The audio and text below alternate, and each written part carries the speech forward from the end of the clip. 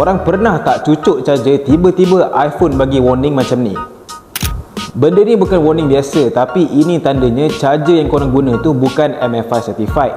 Tapi apa benda sebenarnya MFI certified ni?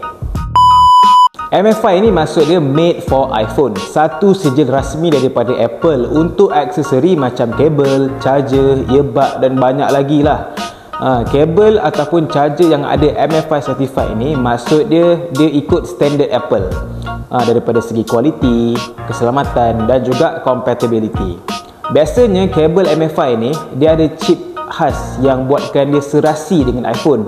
So for sure dia tak akan rosakkan bateri, tak akan keluar warning, dan yang paling penting korang akan dapat pengecasan yang lebih stabil.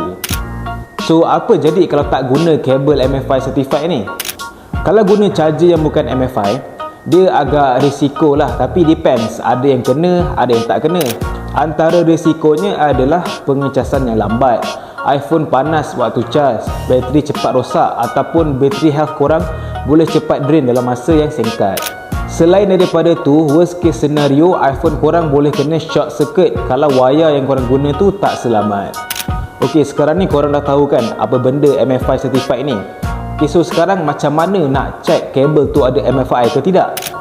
Korang boleh check packaging, mesti ada logo made for iPhone, ataupun korang boleh je terus pergi check dekat website Apple untuk senarai aksesori rasmi. Antara brand-brand kabel dan charger yang memang ada MFI certified ni adalah Basius, McDodo, Belkin, Anker dan juga Ugreen. Semua brand ni korang boleh cari dekat Shopee, Lazada, ataupun korang boleh pergi terus dekat physical store.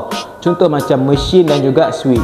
Janji korang check dulu ada logo made for iPhone dekat kotak. Okay, ingat charger yang murah belum tentu selamat. Jangan sebab korang nak jimat a few ringgit, phone korang yang mahal tu yang jadi mangsa.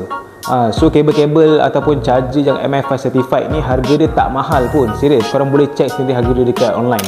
Range harga dalam 20 ke 30 ringgit, ada juga yang mahal, ada juga yang murah, and depends. Contoh macam wayar tu korang nak berapa panjang dia, ikutlah berapa watt korang nak dia charge. Tapi apa yang aku boleh kata is charger-charger ataupun kabel MFI ni memang sangat-sangat affordable.